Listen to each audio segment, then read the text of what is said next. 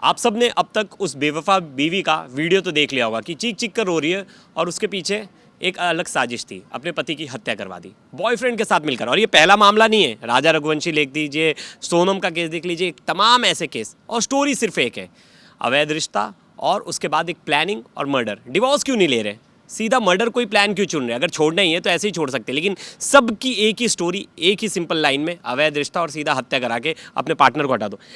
हर chronology देखो सब में सेम है कि अफेयर है, और अफेयर में नहीं चाह रहे पार्टनर से अलग होना है क्योंकि लालच है, या ऐसा है कि समाज में इज्जत कम हो जाएगी, किसी को बताएंगे किसी और से शादी करनी है तो। शायद मुझे लगता है कि सामाजिक जो प्रेशर होता है वो इन पे हावी रहता है, इसी वजह से ये लोग ये रास्ता नहीं चुनते और बजाय इसके कि जाते हैं इजी वे में और अपने ही प्रेमी को या फिर बॉयफ्रेंड कह ले उन्हें वो शामिल करते हैं और इतनी आसानी से हत्याकांड को अंजाम दे देते हैं, जबकि इन्हें सीख लेनी चाहिए। प्रीवियस जितने केसेस हम देखेंगे, चाहे सोनम रघुवंशी का देख ले, चाहे यूपी के औरैया से केस आए और कई ऐसे केसेस आए थे, साउथ से भी केसेस आए थे, लेकिन फिर भी सबक नहीं लेते। और ये लोग मुझे लगता है डिवोर्स क्यों नहीं लेते, क्या ऐसा प्रेशर आ जाता है कि इन्हें लगता है कि खुद ही मतलब जो कानून को अपने हाथ में ले लेते हैं। पेरेंट्स की गलती नहीं थी क्योंकि उस लड़की की शादी जो है 15 साल की उम्र में करा दी गई थी। विवाह एक मुद्दा था। 15 साल की उम्र में करा दी गई थी, वो डिसाइड कर पा रही नहीं थी उस एज में कि वो लड़का उसके लिए सही है या गलत है। पेरेंट्स ने ज़बरदस्ती एक बर्डन दे दिया, लेकिन वो उससे बाहर निकलने के बजाय उसने एक ऐसा रास्ता चुन लिया जो ठीक नहीं था। सबकी अलग अलग सिचुएशंस होती है, ऐसा नहीं है कि ये कोई पहला बाल विवाह हुआ था, उससे पहले भी हुए थे, लेकिन सबने अपने पति का कत्ल तो नहीं कर दिया। लेकिन यहाँ पर मुद्दा आता है, अगर आपको साथ में नहीं रहना है तो डाइवोर्स ले सकते हैं, लेकिन मुझे ऐसा लगता है हमारी सोसाइटी में डाइवोर्स इतना बड़ा मिथ बन चुका है कि लोग कत्ल करना ज़्यादा ईजी मान रहे हैं और डाइवोर्स की बात घर में करना वो उनके लिए मुद्दा बन चुका है, मतलब उसके लिए वो लोग बचते हैं। फिर ऐसे में जब आपको बचपन में पता नहीं था आपकी शादी किससे हो रही है, आपकी चॉइसेस फिर जब आप बड़े हो जाते हैं मैटर करने लगती है, क्योंकि इसमें महिला अपने पति के लिए बोलती है कि वो सांवला है, मुझे उसके साथ नहीं रहना है, वो मुझे खुश नहीं रखता है, वो मुझे घुमाने लिए, वो अच्छा डिजर्व करती है। वो डिजर्व क्या करती है वो उसने तब जाना था जब उसकी शादी को कई साल बीत चुके थे और फिर उसने कमलेश के साथ मिलकर अपने पति का कत्ल किया। आपसे मैं जानना चाहूँगी, क्योंकि हर केस में देखा जा रहा है कि बॉयफ्रेंड अपनी गर्लफ्रेंड की मदद करता है उसके पति को मारने के लिए, क्या उसको ये नहीं लगता कि उसको भी कहीं ना कहीं पति वो लड़की यूज़ ही कर रही है कत्ल करवाने के लिए? देखिए, जब दिमाग पे प्यार का ऐसा शैतान लोगों के चढ़ता है ना, तो मुझे नहीं लगता उन्हें कुछ सही गलत का फ़र्क भी पता चलता है, क्योंकि अगर पता चलता सही क्या है गलत क्या है तो ये जो केसेस रिसेंटली हुए हैं ये नहीं होते। दूसरी चीज़, जो सोसाइटी की बात प्रवेश ने बोली और अश्विनी ने बोली, आप खुद सोचिए, एक हस्बैंड को उसकी वाइफ कॉलर पकड़ के मार रही है और ये बात ऑन रिकॉर्ड वीडियो पे भी है, उसको काला बोल रही है, उसके कलर के ऊपर आपत्ति जता रही है और ये मुंह पे बोल रही है कि तुम तो मुझे डिजर्व ही नहीं करते, कोई बेहतर इंसान मुझे करता था। उसके बावजूद वो इंसान 2 साल तक उस महिला के साथ रहना मंजूर करता है, इतनी यातना इतनी प्रताड़ना झेलने के बाद भी, और उसकी वजह सिर्फ और सिर्फ ये थी कि सोसाइटी में लोग क्या कहेंगे अगर डाइवोर्स हो गया। अब आप अगर सोचिए कि अगर उस टाइम पर थोड़ी सी हिम्मत जुटा लेता तो अब भी तो लोग बोल ही रहे हैं ना कि उसकी पत्नी ने उसे मार दिया। घर वाले लड़के को समझाने की कोशिश कर रहे थे कि लड़की थोड़ी सी ज़िद्दी है, थोड़ा सा तुम उसे प्यार से रखोगे शायद चेंजेस आ जाए, शायद वो बदल जाए। लेकिन अगर वहीं पर कुछ ऐसा फैसला ले लिया होता तो शायद उसकी जान बच जाती। लेकिन हमारी जो सोसाइटी का जो प्रेशर है, हम जनरल बात करेंगे, केस सभी को पता है कि क्या हुआ था, कैसे कत्ल हुआ, लेकिन अगर हम जनरल टॉपिक पर बात करें कि हमारी सोसाइटी में इतना बड़ा प्रेशर, आखिर वो प्रेशर किस तरीके से ख़त्म हो सकता है या कम हो सकता है? ख़त्म होना तो मुझे लगता है बहुत मुश्किल है। मुझे लगता है ना, इस पर बातचीत करना एक बेहतर उपाय होता है। अगर आपको नहीं पसंद है, कोई भी हो, अफेयर चलाने से अच्छा है कि आप बता दें अपने हस्बैंड को या फिर वाइफ को कि मुझे तुम्हारे साथ नहीं रहना है। वो म्यूचुअली कंसेंट आपका होना चाहिए, परिवार को आप बताओ और इसके बाद आप दोनों मिलकर एक रास्ता निकालो, बजाय इसके कि आप कानून को अपने हाथ में लेते हो और इतना खौफनाक कांड कर देते हो जो सोचने के लिए मजबूर कर देता है कि आखिर आजकल रिश्तों की कोई मर्यादा ही नहीं रही है, कोई सीमा ही नहीं रही है। और अगर हम सोचते हैं इस तरह की अगर वारदात हम देखते हैं तो हमें भी लगता है कि चल क्या रहा है, कानून को अपने हाथ में क्यों लेने पर ये लोग मजबूर हो जा रहे हैं। देखिए, 2 चीज़ें, सबसे एक सामाजिक बंधन तो है ही कि अगर मैं इनसे डिवोर्स ले लूँगी तो बहुत लंबा प्रोसेस है, डिवोर्स इतना इजीली नहीं मिलता। अब बिल्कुल हाँ होता है, लेकिन कंसेंट हो तो ना, पति नहीं देना चाहता तो लंबी लड़ाई लड़नी पड़ती है, फिर लंबी लड़ाई लड़ेंगे, लड़ाई लड़ने के बाद तब तक सामाजिक बहिष्कार हो जाता है, एक तरह से घर वाले पीछे पड़ जाते हैं और आस पड़ोस में नाम रखा जाता है कि ये पति पत्नी अलग हो रहे। रीज़न फिर पति हर जगह बता देगा कि इसका तो किसी के साथ अवैध संबंध है, इस वजह से ले रहे। तो वो सामाजिक दबाव है ना, वो जो मेंटल। हाँ बिल्कुल। यहाँ देखो, जब कोई नाबालिग होता है और नाबालिग या बाल विवाह अगर किसी का करा दिया जाता है तो ये कानून है कि बाल विवाह के टाइम अगर जैसे दो लड़का लड़की नाबालिग है, उनकी शादी परिवार ने अपनी मर्ज़ी से करा दी, अगर जब वो दोनों मैच्योर हो जाते हैं, 18 साल से बड़े उनकी उम्र हो जाती है, तब उनके पास ये डिसीजन है, अगर वो चाहें तो उस शादी से वो निकल सकते हैं बिना किसी झंझट के। अगर लड़की बोल दे कि मुझे इस इंसान से शादी मेरे घर वालों ने करा दी थी लेकिन मुझे नहीं रहना, तो उस इंसान को कोई रोक नहीं सकता है। अदालत उसे बहुत जल्दी ऐसे केस में डाइवोर्स मिल जाता है। लेकिन प्रॉब्लम यही है कि लोगों को उस चीज़ की जानकारी ही नहीं होती है, और जानकारी के अलावा फिर दूसरी चीज़ आ जाती है कि माँ बाप का एक दुहाई देने लगते हैं कि देखो हमारा नाम खराब हो जाएगा, हमारी नाक कट जाएगी समाज में। और उस समाज को लेकर जो चीज़ें चलती हैं ना, वो कहीं ना कहीं अपराध को फिर और ज़्यादा आगे बढ़ा देती है। क्योंकि इससे पहले जब ये लड़की अपने मायके गई थी तो उस टाइम पे भी उसकी सास बोलती है कि हमारे समाज के लोगों ने उसे समझाया था और वो वापस आ गई थी। हाँ, ये हुआ। एक सवाल है मेरा आप तीनों से सवाल है कि क्या आप मानते हैं कि इस मौत के पीछे कहीं ना कहीं सोसाइटी जिम्मेदार है? सोसाइटी नहीं, मुझे लगता है कि ट्रीटमेंट देना बहुत ज़रूरी है, मतलब काउंसलिंग करनी बहुत ज़रूरी है। अगर टाइम मतलब अगर घर में पता चल जा रहा है कि किसी के अवैध संबंध है, आप लड़की के घर वालों को बताइए, बोले हमें कोई प्रॉब्लम नहीं है, अगर वो इस उम्र में भी अलग होना चाहती है और अगर वो हम मेरे साथ नहीं रहना चाहती तो दोनों को समझना पड़ेगा। अगर कोई जाना चाहता है तो लेटर को, और कोई रहना चाहता है तो रुक जाओ। इस मुझे ऐसा लगता है कि ये हम बात यहाँ पर रहकर कह सकते हैं। एक गांव की जगह में रहना जहाँ पर गांव वालों की भी सोच अलग होती है, उसमें ये होता है कि उनकी समाज की इज्जत उनके लिए सबसे बड़ी, सोसाइटी के अपने कायदे कानून होते हैं। जिस जगह पे आप रह रहे होते हैं तो उनको समझाना बहुत मुश्किल होता है। खासकर जो एक वर्ग होता है जो बहुत बुजुर्ग लोगों का होता है, उनको समझाना बेहद मुश्किल हो जाता है। हमारी जो जनरेशन है वो आजकल काफ़ी ज़्यादा नॉर्मल हो चुकी है, नॉर्मलाइज हो चुकी है। लेकिन इस केस में जहाँ पर एक लड़की को शायद ये सोचना चाहिए था कि अगर वो चाहती तो इस रिश्ते से निकल भी सकती थी और बहुत आसानी से निकल सकती थी, लेकिन उसने रास्ता चुना ऐसा जिसके लिए अब शायद उसे जेल में ही रहना पड़ेगा। उसमें कोई भी उसको प्रावधान नहीं होगा ऐसा जिसमें वो बच सके। उसका बॉयफ्रेंड भी मारा है, अब कौन सी जिंदगी रही उनकी। देखिए, सोनम का केस अगर आपको याद हो, सोनम के केस में भी यही चीज़ हुई थी।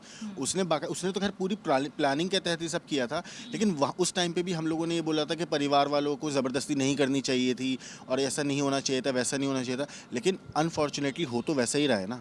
आप कितना ही बोल लो कि हम सोसाइटी के प्रेशर में नहीं आना चाहिए, लेकिन ये चीज़ें जो एक डर है ना सोसाइटी का, ये हमारे अंदर इतने हद तक नीचे बैठा हुआ है कि वो लोगों को ना आजकल मजबूर कर दिया है। मेरा एक सवाल आप दोनों से है कि पहले ऐसी हत्याएं क्यों नहीं होती थी?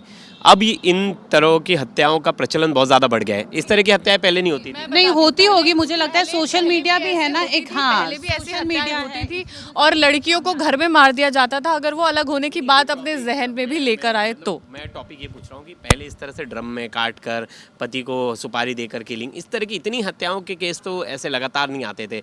और अगर आप ऐसा कह रहे हैं कि सोशल मीडिया का ज़माना है, तो मुझे लगता है साइबर एनसीआरबी का जो डाटा है उसमें मुझे लग रहा है अब अगर देखेंगे तो नंबर ऑफ क्राइम, जो विमेन क्राइम रेट है वो अब बढ़ रहा है, पहले नहीं था, अचानक से रेट बढ़ रहा है। तो ये मुझे लग रहा है क्या सोशल मीडिया ही एक लौती वजह है कि जिसकी वजह से सब कुछ हो रहा है? इंटरनेट भी बोल सकते हो आप इसके जिम्मेदार, और एक मैं ये बोलूंगी कि अवेयरनेस भी है और इजी एक्सेस ऑफ इंटरनेट जो है वो भी कहीं ना कहीं अवेयरनेस इस चीज का लेकर है कि जैसे उन्हें लॉ पता है कि अगर जैसे ब्लैकमेलिंग, थ्रेटिंग होता है, ये क्यों करती है, इन्हें पता है, इनके फेवर में है। बिल्कुल। डोमेस्टिक वायलेंस के केसेस में अगर आप देखेंगे तो किस लिए अतुल का केस हमने देखा, फिर एक मानव का केस देखा, किस लिए यूज हुआ। तो कहीं ना कहीं ये मुद्दा है जो फेवर करता है विमेंस को, विमेन सेंट्रिक सोसाइटी जो है उसे फेवर करता है। और इसी का कुछ महिलाएं, मैं नहीं कह रही हूँ कि सभी फायदा उठाती, लेकिन कुछ महिलाएं जरूर इसका फायदा उठाती हैं, जिसे लेकर पति हो या फिर हस्बैंड हो, ये लोग चिंता में रहते हैं और घर में ही ये सब चीजें डिस्कस करते करते इतना खौफनाक कांड हो जाता है। क्या लगता है आपको इस पे? ये चीज़ ऐसा नहीं है कि प्रवेश ने जो बोला कि पहले नहीं होते थे, पहले भी बहुत केसेस होते थे। आपको नीरज ग्रोवर मुंबई का ही केस था, याद होगा, वहाँ पे भी ऐसे ही था कि वो लड़की दूसरे के किसी और से रिलेशन में आ जाती है, फिर उसी के सामने वो मार के, और वो तो वहाँ पे सेक्स भी करते हैं लाश के सामने। देखो, अवैध रिश्तों ऐसा नहीं था, कम था, बस ये है कि वो रिपोर्ट नहीं होता था, और रिपोर्ट होता भी था तो उस टाइम पे मीडिया या सोशल मीडिया उतना अवेलेबल नहीं था कि वो ओपनली इतना ज़्यादा डिस्कस हो सके। अब जैसे जैसे चीज़ें बढ़ रही हैं तब ओपनली चीज़ें आ रही हैं सामने। आसिम भाई, मैं आपकी बात को काटना चाहूँगा एक सेकंड। सिर्फ आपने कहा कि पहले भी होते थे, रिपोर्ट नहीं होते थे, लेकिन पहले तो जो क्राइम पुरुष करते थे वो क्राइम तो रिपोर्ट होते थे। उस टाइम भी तो मीडिया थी, उस टाइम तो सब कुछ था। तो सिर्फ ऐसा क्यों एक ही क्राइम रिपोर्ट किया जा रहा था? मतलब अब रेट्स बढ़े ना, क्राइम के रेट्स बढ़े, मतलब दोनों ही जेंडर इक्वली इन्वॉल्व हैं, दोनों ही जेंडर इक्वली इन्वॉल्व हैं, तो दोनों ही जेंडर के लिए इक्वल राइट्स तो नहीं है ना देश में। यहाँ मैं आपको एक बताता हूँ, आपको आपको याद होगा शमसर का एक शो आता था जुर्म, ठीक है, उसमें आधे घंटे के शो में सिर्फ 3 स्टोरी दिखाई जाती थी, मैक्सिमम 4 स्टोरी दिखाई जाती थी। आई थिंक वो एक हफ्ते में शायद आता था या डेली आता था, लेकिन उसमें सिर्फ 3 से 4 स्टोरी ही कवर होती थी। अब आप सोचिए कि पूरे वो नेशनल मीडिया था उस टाइम पे, हम लोग का पूरा नेशनल पूरी न्यूज़ चैनल है, पूरे दिन में क्राइम का एक छोटा सा सेगमेंट होता था। तो ऐसा तो नहीं है कि उस टाइम पे क्राइम नहीं हो रहा था, क्राइम हो रहा था, लेकिन रिपोर्ट कम होता था क्योंकि उस टाइम पे एक उतना ज़्यादा सोशल मीडिया या मीडिया उतना कवरेज नहीं हो और पाता। मैं कहती हूँ सोशल मीडिया लोगों को इन्फ्लुएंस तो कर रहा है। देखिए आप जो जितनी भी पीआर एजेंसीज काम करती हैं वो किसी की भी छवि को सही करने के लिए भी काम करती हैं, किसी की छवि को खराब करने के लिए भी काम करती हैं। हम केसेस की बात करें जहाँ पर महिलाएं पुरुषों का कत्ल कर रही हैं, तो वो अब आम तौर पर ज़्यादा केसेस आपको सोशल मीडिया पर या इंस्टाग्राम पर देखने को मिलेंगे, क्योंकि वो केसेस ज़्यादा आपको आप तक पहुँच ज़्यादा भी हुए। मैं बिल्कुल मान रही हूँ कि ऐसे चीज़ें ज़्यादा भी हुए हैं। आप लोग लग रहा है एक पक्ष को सिर्फ दिखाना चाह रहे हो कि सिर्फ पुरुष ही पहले क्राइम करते थे, पहले क्राइम रिपोर्ट नहीं होता था। क्राइम हो रहा है तो एक्सेप्ट हो रहा है। शबनम केस अगर आपको याद हो तो उसमें भी चीजें थी, तो महिला मैं थी तो उसमें बोल रहा हूँ, कल्प्रिट, मैंने बोला, तो लेकिन ये पहला मैं केस बोल- नहीं है। मैं बोल रहा हूँ कोई सेफगार्ड थोड़ी ना है, पुरुष के लिए कोई लॉ थोड़ी ना है, वो कि कहाँ कंप्लेंट करेगा।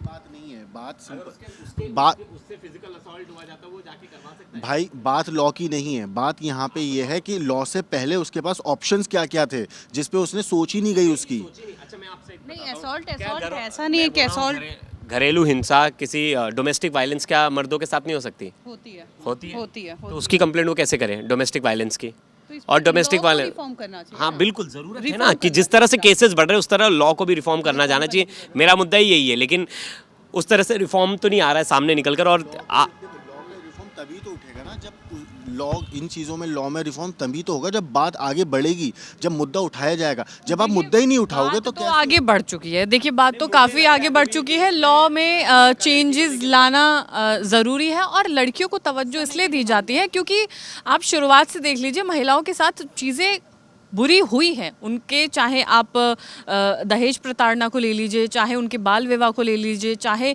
उनके जितने भी हक को दबाने की कोशिशें शुरुआत से की गई हैं, तो उनको अलग प्रिविलेज मिलेगा ही मिलेगा। लेकिन अब क्योंकि ऐसी चीज़ें होने लगी हैं जहाँ पर महिलाओं को महिलाएं भी अब कत्ल में पूरा जिसे कहते हैं कि वो कर रही हैं, और सोशल मीडिया पर दिख रहा है, मीडिया में दिख रहा है, और वो हम कोई उसे दबाने की कोशिश नहीं कर रहे हैं, हम सिर्फ दिखा रहे हैं जो सच्चाई हमारे समाज में इस वक्त हो रही है। भाई ने जो बात बोली ना, आई थिंक उनकी बात कहीं ना कहीं सही भी है। अभी रिसेंटली ना रवि किशन की एक वेब सीरीज़ आई है, तो उसमें एक थोड़ा सा एक सीन अगर मैं बताऊं, एक लड़का होता है, उसकी लैंडलॉर्ड जो होती है, लैंडलेडी, वो उसको परेशान करती है, सेक्सुअली असॉल्ट करती है, तो वो जाके पुलिस में कंप्लेन दर्ज कराता है। पुलिस स्टेशन में एसएचओ बोलते हैं कि हम आपका तो ऐसे कुछ हम कर ही नहीं सकते क्योंकि मर्दों के साथ तो ऐसा कुछ होता ही नहीं है। तो ये बात फैक्ट है प्रवेश भाई ने जो बोली कि अगर एक लड़का जाके पुलिस स्टेशन में बोलता है ना कि एक लड़की ने उसे छेड़ दिया, तो पहले उसका मजाक बनाया जाएगा, या फिर ये बोला जाए कि मेरी वाइफ का किसी और से चक्कर चल रहा है, वो मुझे परेशान कर रही है, तो पहले उसका मजाक बनाया जाता है, उसके बाद उस पर शायद कार्रवाई। फिर महिलाओं के साथ भी है। एक सीरीज और भी आई थी जिसमें मैरिटल रेप को लेकर चीज़ें हुई थी, जहाँ पर महिलाओं के साथ मैरिटल रेप हुआ, सुनने वाला कोई नहीं है, तो उनके साथ भी तो गलत चीज़ें हो रही है ना। कानून में तो हाँ कॉन्सेप्ट ही नहीं है मैरिटल रेप का, तो वो महिलाएं कहाँ जाएंगी। लेकिन इसमें मैं एक टोकूंगी, चिरैया आप सीरीज की बात करिए, मुझे लग रहा है ना चिरैया की, उसमें एक चीज़ दिखाया गया है कि जो हस्बैंड है उसका, वो उसे गलत तरीके से जो भी रिलेशन बनाता था वो गलत तरीके से बनाता था, हमेशा टॉर्चर करके, उसे असॉल्ट करके, इसी तरह का। लेकिन हर मर्द ऐसे नहीं होते, ये भी है। और हाँ, मैरिटल रेप का मुद्दा मुझे लगता है कि इन दिनों वो डिमांड में है और इस पर भी कानून आना चाहिए, यही समय की डिमांड है। और सेम अगर देखा जाए तो आपने अतुल का केस देखा था, अतुल के केस में भी अतुल ने भी तो अपनी वाइफ पर बहुत सारे आरोप लगाए थे। तो ऐसा नहीं दोनों जगह है, लेकिन लॉ सिर्फ महिलाओं के लिए। और मुझे नहीं लगता जिस तरह से पुरुष आगे आकर महिलाओं के लिए बात करते हैं, मैंने बड़ा कम देखा है कि महिलाएं पुरुष के राइट्स के लिए आकर सामने से खड़ी और बोले कि नहीं यहाँ पुरुष के लिए भी इक्वल राइट्स आने चाहिए मेल्स के लिए। नहीं मतलब मैं बोल रहा हूँ बहुत रेयर केस, कोई आकर प्रोटेस्ट नहीं करता किसी। मुझे लगता है अगर सोनम रघुवंशी केस हुआ तो उसके बाद कोई नहीं आया कि सख्त कानून बनाया जाए, लड़कों के लिए भी इक्वल राइट्स की बात की जाए। लड़कों की भी डिमांड है ना, लड़कों को भी तो आना चाहिए। नहीं बिल्कुल। 4 दिन स्टोरी लगती है, 4-5 पोस्ट वायरल होते हैं लड़कों के लिए, और फिर उसके बाद कोई और चीज़ आ जाती है, वो चीज़ भी सोशल मीडिया से गायब हो जाती है। तो मर्द, हाँ, मुझे आप दोनों में से बताइए, आप दोनों में से किसी ने कभी सोशल मीडिया पर लिखा है इनके लिए इक्वल राइट्स के लिए लिखा हो। इक्वल नहीं, मैंने मेंस कमीशन की जब बात हो रही थी अतुल अग्रवाल केस में, मैं बता दूं चाहे मानव के केस में, तो मेंस का जो कमीशन के बारे में बात होती है, हम लगातार इस पे मुद्दा बनाते हैं और वीडियो भी बनाते हैं कि समय की डिमांड है, ये चीज़ें चेंजेस होनी चाहिए और आने वाले टाइम में हो सकता है कि इस पर बातचीत करते या फिर रिफॉर्म आते हम देखें। फिलहाल इस वीडियो में इतना ही है, आगे आने वाले टाइम में हम और भी वीडियो बनाएंगे। आप देखते रहिए क्राइम तक।